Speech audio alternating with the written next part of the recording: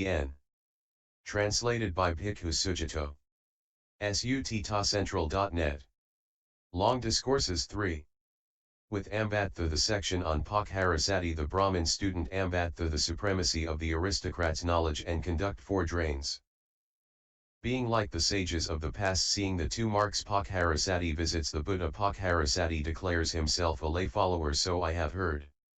At one time the Buddha was wandering in the land of the Kosalans together with a large Sangha of around 500 mendicants when he arrived at a village of the Kosalan Brahmins named Icchanangala. He stayed in a forest near Icchanangala. 1. The section on Pokkharasati. Now at that time the Brahmin Pokkharasati was living in Ukkattha. It was a crown property given by King Pasenadi of Kosala, teeming with living creatures, full of hay, wood, water, and grain, a royal endowment of the highest quality. Pokkharasati heard. It seems the ascetic Gautama, a Sakyan, gone forth from a Sakyan family, has arrived at Icchanangala and is staying in a forest nearby. He has this good reputation, that blessed one is perfected, a fully awakened Buddha, accomplished in knowledge and conduct, holy knower of the world, supreme guide for those who wish to train, teacher of gods and humans, awakened, blessed. He has realized with his own insight this world, with its gods, maras, and brahmas, this population with its ascetics and brahmins, gods, and humans, and he makes it known to others. He teaches Dhamma that's good in the beginning, good in the middle, and good in the end, meaningful and well phrased. And he reveals a spiritual practice that's entirely full and pure. It's good to see such perfected ones. 2. The Brahmin student Ambattha. Now at that time Pokkharasati had a student named Ambattha. He was one who recited and remembered the hymns, and had mastered in the 3 Vedas, together with their vocabularies, ritual, phonology, and etymology, and the Testament as 5th. He knew philology and grammar, and was well versed in cosmology and the marks of a great man. He had been authorized as a master in his own teacher's scriptural heritage of the 3 Vedas with the words, "What I know, you know. And what you know, I know." Then Pokkharasati addressed Ambattha, "Dear Ambattha, the ascetic Gautama, a Sakyan, gone forth from a Sakyan family, has arrived at Icchanangala and is staying in a forest nearby. It's good to see such perfected ones. Please, dear Ambattha, go to the ascetic Gautama and find out whether or not he lives up to his reputation. Through you I shall learn about Master Gautama." "But sir, how shall I find out whether or not the ascetic Gautama lives up to his reputation?" "Dear Ambattha, the 32 marks of a great man have been handed down in our hymns. A great man who possesses these has only 2 possible destinies, no other. If he stays at home he becomes a king, a wheel-turning monarch, a just and principled king. His dominion extends to all 4 sides, he achieves stability in the country, and he possesses the 7 treasures.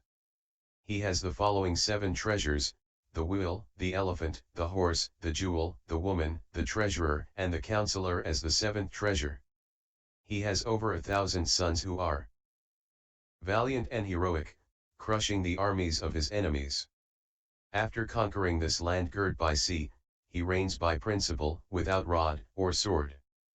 But if he goes forth from the lay life to homelessness, he becomes a perfected one, a fully awakened Buddha, who draws back the veil from the world.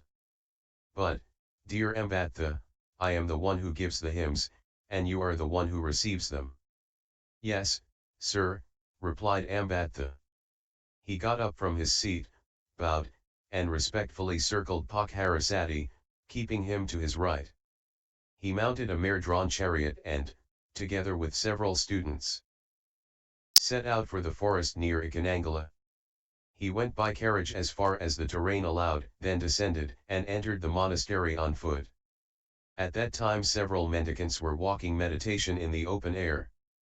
Then the student Ambattha went up to those mendicants and said, "Gentlemen, where is Master Gautama at present? For we have come here to see him." Then those mendicants thought, "This Ambattha is from a well-known family, and he is the pupil of the well-known Brahmin Pokkharasati. the Buddha won't mind having a discussion together with such gentlemen. They said to Ambattha, Ambattha, that's his dwelling, with the door closed. Approach it quietly, without hurrying, go onto the porch, clear your throat, and knock with the latch. The Buddha will open the door. So he approached the Buddha's dwelling and knocked, and the Buddha opened the door. Ambattha and the other students entered the dwelling. The other students exchanged greetings with the Buddha, and when the greetings and polite conversation were over, sat down to one side. But while the Buddha was sitting, Ambattha spoke some polite words or other while walking around or standing. So the Buddha said to him, Ambattha, is this how you hold a discussion with elderly and senior Brahmins, the teachers of teachers, walking around or standing while I'm sitting, speaking some polite words or other? 2.1 The first use of the word riffraff. No, Master Gotama. For it is proper for one Brahmin to converse with another while both are walking, standing, sitting, or lying down. But as to these shavelings, fake ascetics, riffraff, black spawn from the feet of our kinsmen, I converse with them as I do with Master Gotama. But Ambattha, you must have come here for some purpose. You should focus on that. Though this Ambattha is unqualified, he thinks he's qualified. What is that but lack of qualifications? When he said this, Ambattha became angry and upset with the Buddha because of being described as unqualified. He even attacked and badmouthed the Buddha himself, saying, the ascetic Gotama will be worst. He said to the Buddha, Master Gotama, the Sakyan clan are rude, harsh, touchy, and argumentative. Riffraff they are, and riffraff they remain. They don't honor, respect, revere, worship, or venerate Brahmins. It is neither proper nor appropriate that the Sakyans, riffraff that they are, don't honor, respect, revere, worship, or venerate Brahmins. And that's how Ambattha denigrated the Sakyans with the word riffraff for the first time. 2.2 The second use of the word riffraff. But Ambattha, how have the Sakyans wronged you? This one time, Master Gotama, my teacher, the Brahmin Pokkharasati, went to Kapilavatthu on some business. He approached the Sakyans in their meeting hall. Now at that time several Sakyans and Sakyan princes were sitting on high seats, poking each other with their fingers, giggling and playing together. In fact, they even presumed to giggle at me, and didn't invite me to a seat. It is neither proper nor appropriate that the Sakyans, riffraff that they are, don't honor, respect, revere, worship, or venerate Brahmins. And that's how Ambattha denigrated the Sakyans with the word riffraff for the second time. 2.3 The third use of the word riffraff. Even a little quail, Ambattha, speaks as she likes. In her own nest. Kapilavatthu is the Sakyan's own place, Ambattha. It's not worthy of the venerable Ambattha to lose his temper over such a small thing. Master Gotama, there are these four castes, aristocrats, Brahmins, merchants, and workers. Three of these castes, aristocrats, merchants, and workers, in fact succeed only in serving the Brahmins. It is neither proper nor appropriate that the Sakyans, riffraff that they are, don't honor, respect, revere, worship, or venerate Brahmins. And that's how Ambattha denigrated the Sakyans with the word riffraff for the third time. 2.4 The word son of bondservants is used. Then it occurred to the Buddha, this Ambattha puts the Sakyans down too much by calling them riffraff. Why don't I ask him about his own clan? So the Buddha said to him, what is your clan? Ambattha. I am a Kanhayana, Master Gotama. But, recollecting the ancient name and clan of your mother and father, the Sakyans were the children of the masters, while you're descended from the son of a female bondservant of the Sakyans. But the Sakyans claim King Ukkattha as their grandfather. Once upon a time, King Ukkattha, wishing to divert the royal succession to the son of his most beloved queen, banished the elder princes from the realm, Ukkattha, Karakanda, Hathanika, and Sinisura. They made their home beside a lotus pond on the slopes of the Himalayas, where there was a large teak grove. For fear of diluting their lineage, they slept with their own sisters. Then King Ukkattha addressed his ministers and counselors, "Where, sirs, have the princes settled now?" "Sire, there is a lotus pond on the slopes of the Himalayas, by a large grove of Sakha, the teak tree. They've settled there. For fear of diluting their lineage, they are sleeping with their own, Sakha, sisters." Then, Ambattha, King Ukkattha was inspired to exclaim, "The princes are indeed Sakyans. The princes are indeed the best Sakyans." From that day on the Sakyans were recognized, and he was their founder. Now, King Ukkattha had a female bondservant named Disa. She gave birth to a black boy. When he was born, Black Boy said, "Wash me, mum, bathe me. Get this filth off of me.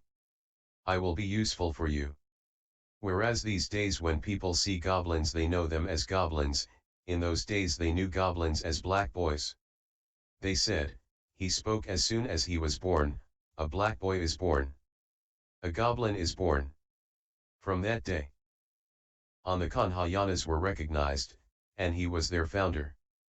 That's how, recollecting the ancient name and clan of your mother and father, the Sakyans were the children of the masters, while you're descended from the son of a female bondservant of the Sakyans.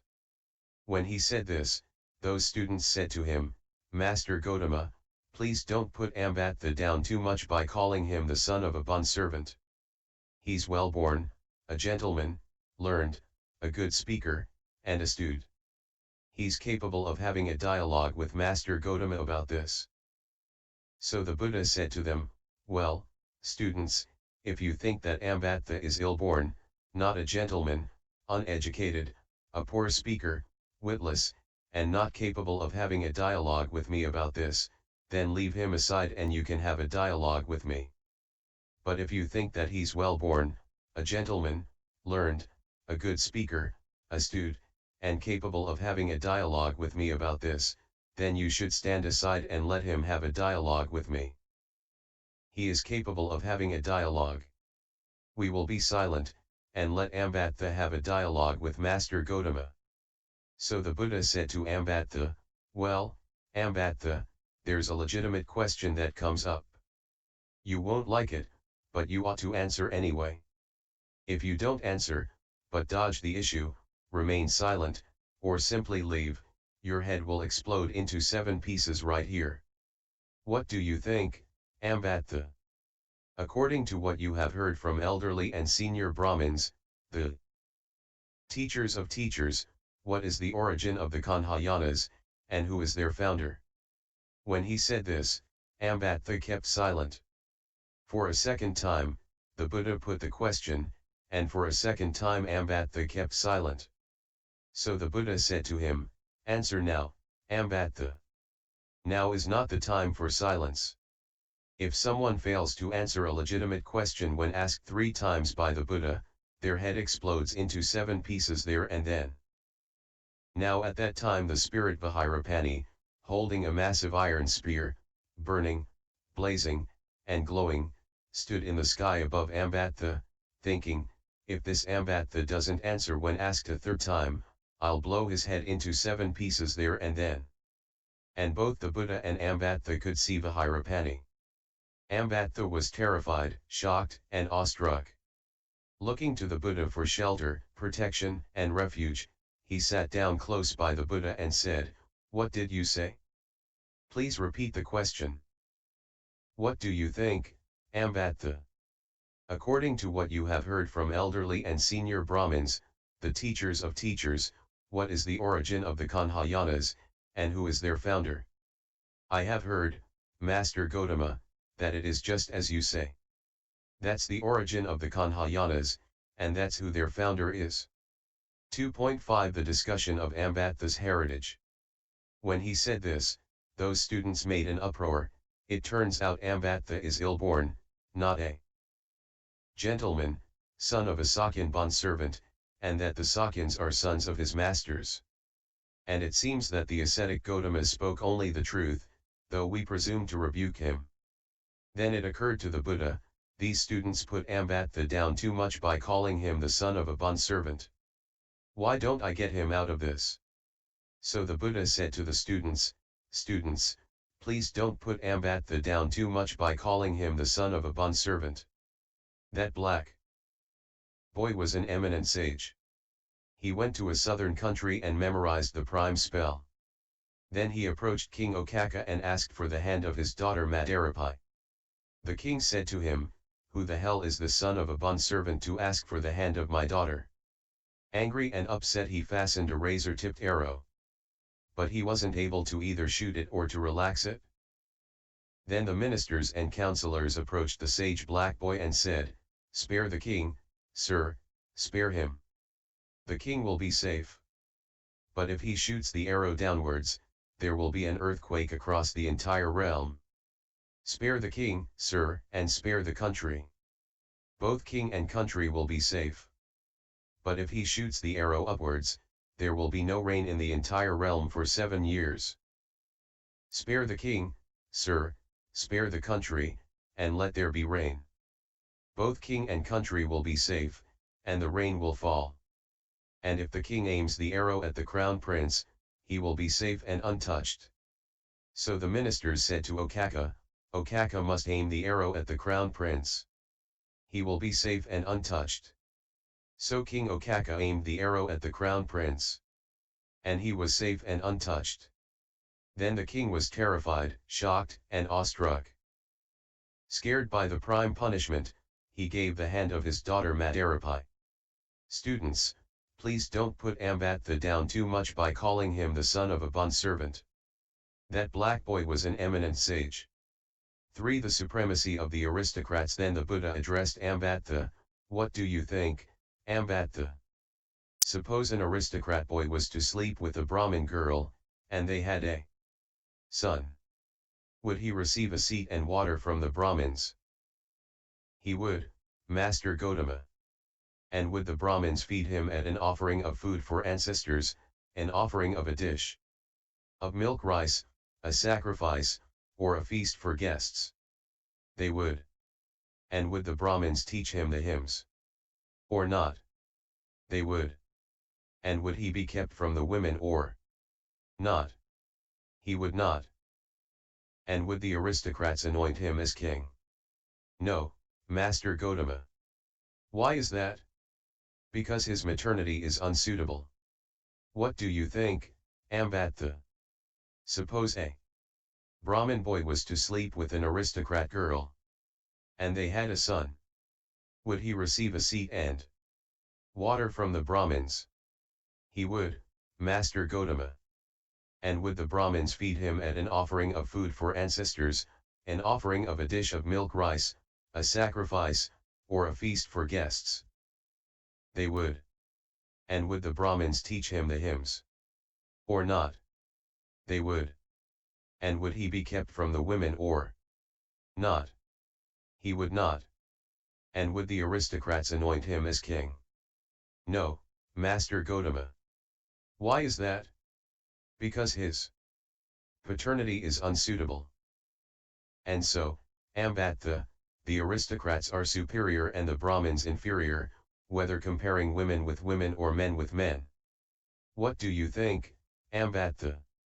Suppose the Brahmins for some reason were to shave a Brahmin's head, inflict him with a sack of ashes, and banish him from the nation or the city. Would he receive a seat and water from the Brahmins? No, Master Gautama. And would the Brahmins feed him at an offering of food for ancestors, an offering of a dish of milk rice, a sacrifice, or a feast for guests? No, Master Gautama. And would the Brahmins teach him the hymns or not? No, Master Gautama. And would he be kept from the women or not? He would be. What do you think, Ambattha? Suppose the aristocrats for some reason were to shave an aristocrat's head, inflict him with a sack of ashes, and banish him from the nation or the city. Would he receive a seat and water from the Brahmins? He would, Master Gotama. And would the Brahmins feed him at an offering of food for ancestors, an offering of a dish of milk rice, a sacrifice, or a feast for guests? They would. And would the Brahmins teach him the hymns or not? They would. And would he be kept from the women or not? He would not. At this point, Ambattha, that aristocrat, has reached rock bottom, with head shaven, inflicted with a sack of ashes, and banished from city or nation. Yet still the aristocrats are superior and the Brahmins inferior. Brahma Sanankumara also spoke this verse. The aristocrat is best of those people who take clan as the standard. But one accomplished in knowledge and conduct is best of gods and humans. That verse was well sung by Brahma Sanankumara, not poorly sung, well spoken, not poorly spoken, beneficial, not harmful, and it was approved by me. For I also say this. The aristocrat is best of those people who take clan as the standard. But one accomplished in knowledge and conduct is best of gods and humans. For knowledge and conduct, but what, Master Gotama, is that conduct, and what is that knowledge? Ambattha, in the supreme knowledge and conduct there is no discussion of ancestry or clan. Or pride, you deserve me or you don't deserve me.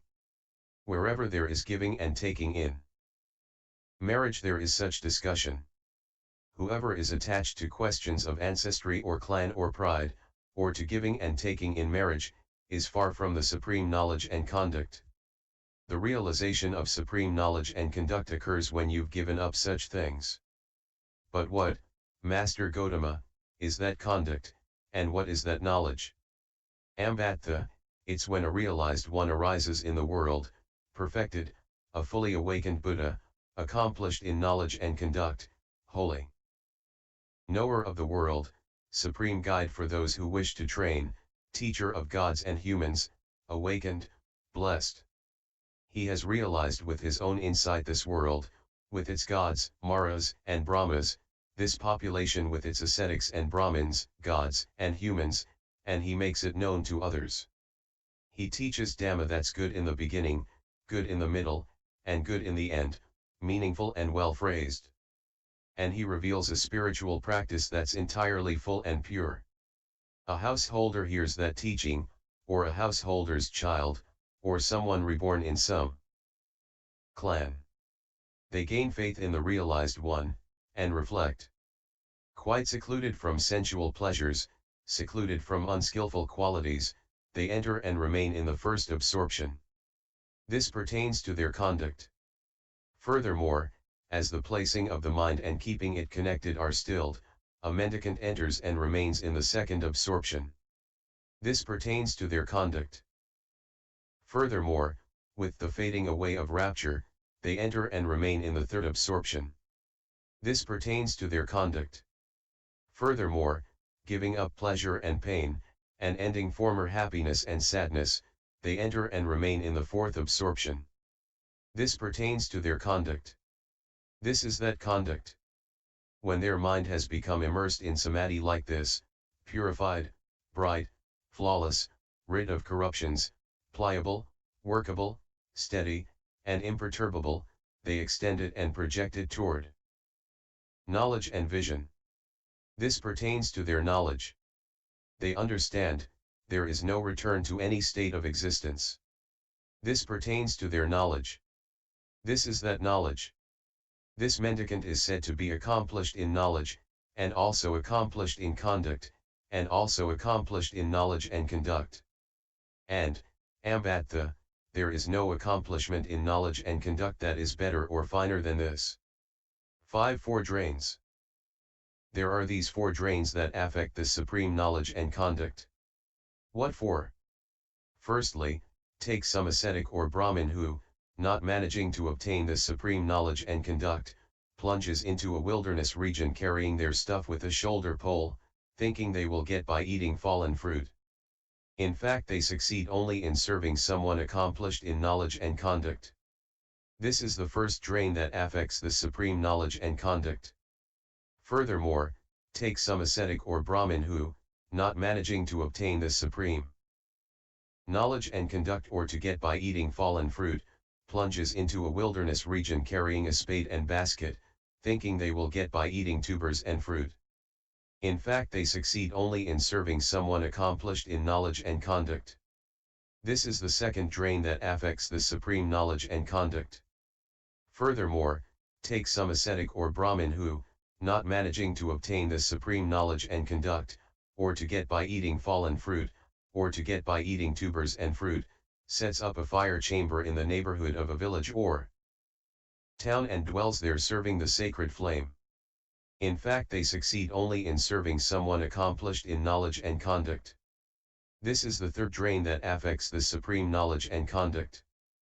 Furthermore, take some ascetic or Brahmin who, not managing to obtain this supreme knowledge and conduct, or to get by eating fallen fruit, or to get by eating tubers and fruit, or to serve the sacred flame, sets up a fire chamber in the central square and dwells there, thinking, when an ascetic or Brahmin comes from the four quarters, I will honor them as best I can. In fact they succeed only in serving someone accomplished in knowledge and conduct. This is the fourth drain that affects the supreme knowledge and conduct. These are the four drains that affect the supreme knowledge and conduct. What do you think, Ambattha? Is this supreme knowledge and conduct seen in your own tradition? No, Master Gautama. Who am I and my tradition compared with the supreme knowledge and conduct? We are far from that. What do you think, Ambattha? Since you are not managing to obtain this supreme knowledge and conduct, have you with your tradition plunged into a wilderness region carrying your stuff with a shoulder pole, thinking you will get by eating fallen fruit?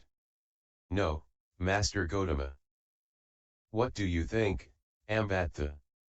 Have you with your tradition, plunged into a wilderness region carrying a spade and basket, thinking you will get by eating tubers and fruit?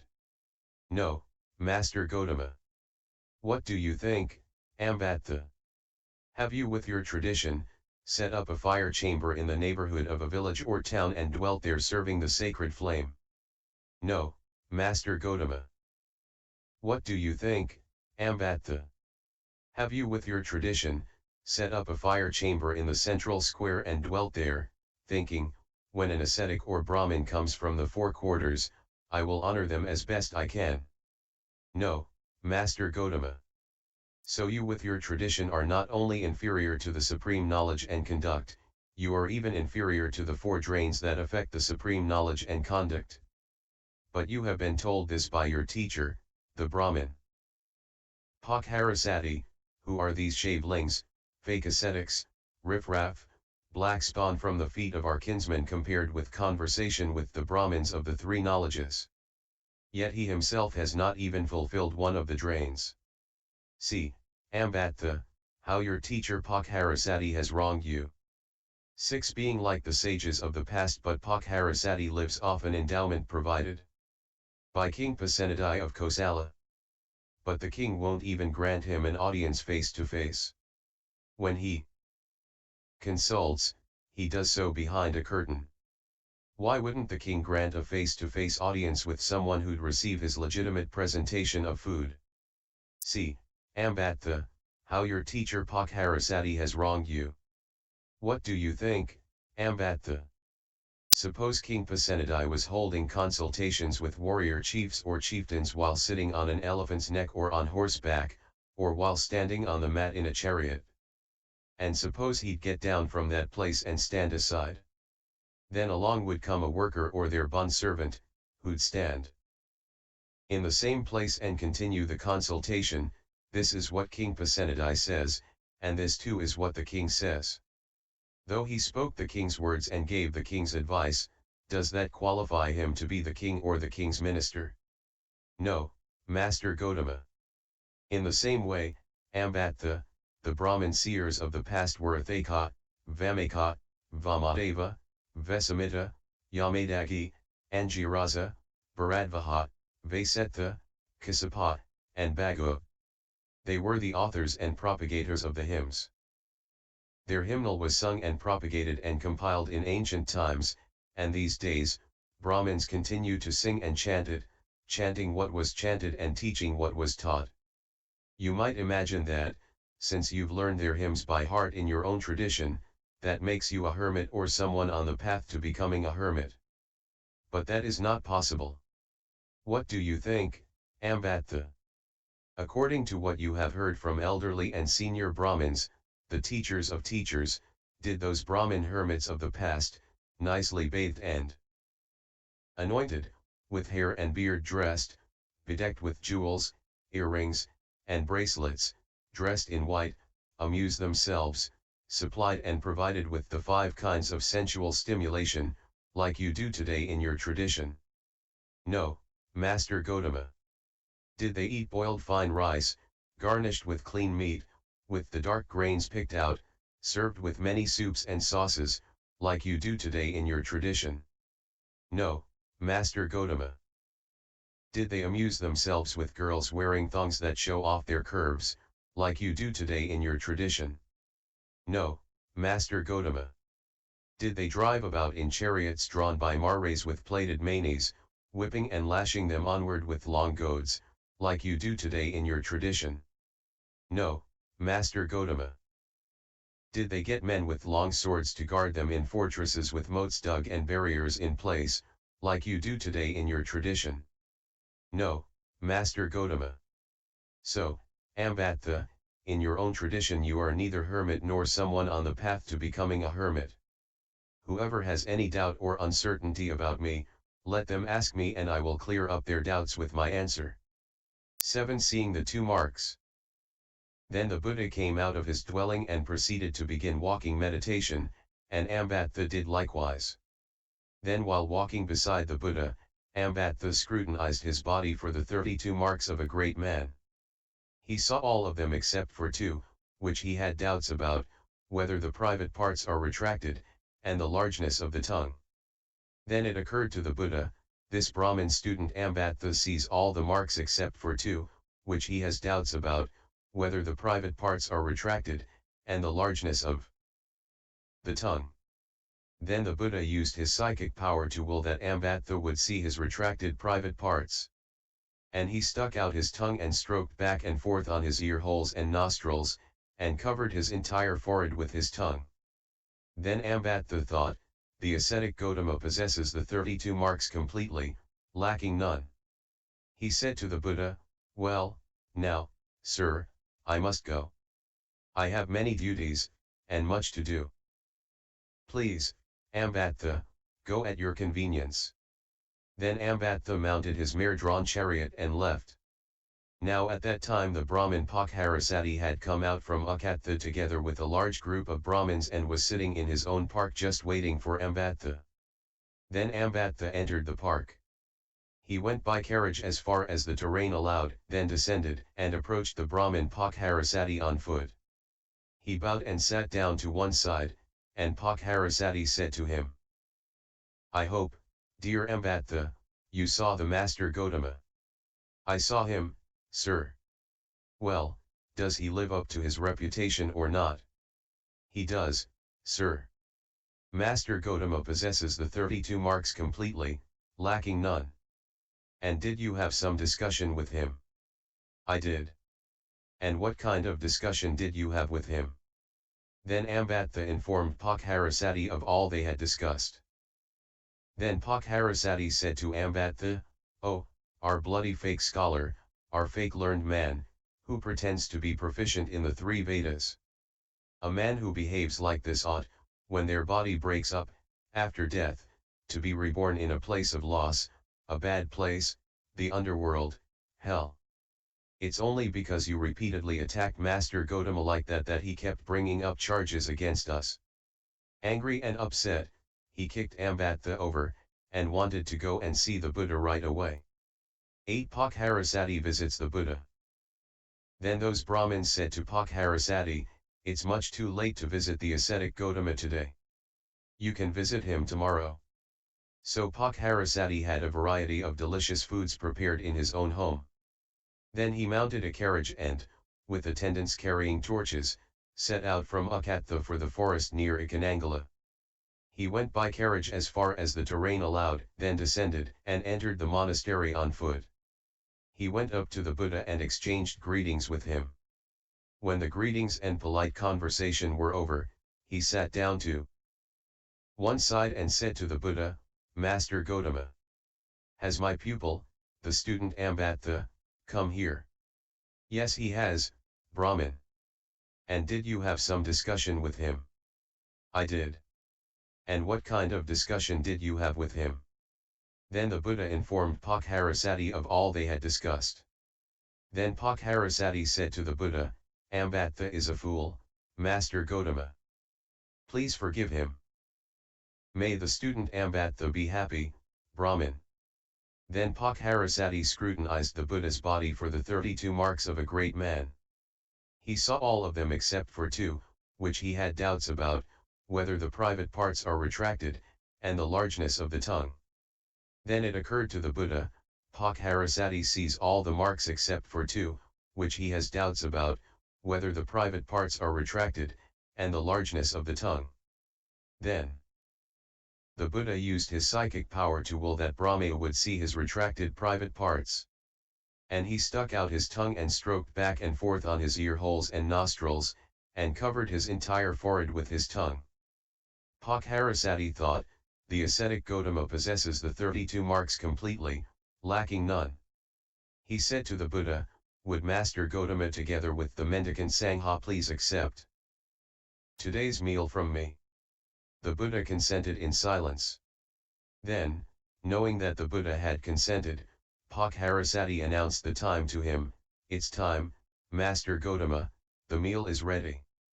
Then the Buddha robed up in the morning and, taking his bowl and robe, went to the home of Pokkharasati together with the mendicant Sangha, where he sat on the seat spread out. Then Pokkharasati served and satisfied the Buddha with his own hands with a variety of delicious foods, while his students served the Sangha. When the Buddha had eaten and washed his hand and bowl, Pokkharasati took a low seat and sat to one side. Then the Buddha taught him step by step, with a talk on giving, ethical conduct, and heaven. He explained the drawbacks of sensual pleasures, so sordid and corrupt, and the benefit of renunciation. And when the Buddha knew that Pokkharasati's mind was ready, pliable, rid of hindrances, joyful, and confident, he explained the special teaching of the Buddhas, suffering, its origin, its cessation, and the path. Just as a clean cloth rid of stains would properly absorb dye, in that very seat the stainless, immaculate vision of the Dhamma arose in the Brahmin Pokkharasati, everything that has a beginning has an end. 9. Pokkharasati declares himself a lay follower. Then Pokkharasati saw, attained, understood, and fathomed the Dhamma. He went beyond doubt, got rid of indecision, and became self-assured and independent of others regarding the teacher's instructions. He said to the Buddha, excellent, Master Gotama. Excellent.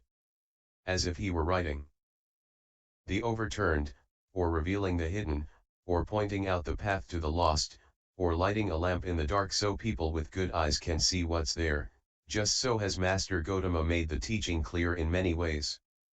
Together with my children, wives, retinue, and ministers, I go for refuge to Master Gotama, to the teaching, and to the mendicant Sangha. From this day forth, may Master Gotama remember me as a lay follower who has gone for refuge for life. Just as Master Gotama visits other devoted families in Ukkattha, may he visit mine. The Brahmin boys and girls there will bow to you, rise in your presence, give you a seat and water, and gain confidence in their hearts. That will be for their lasting welfare and happiness. That's good of you to say, householder. NDN 003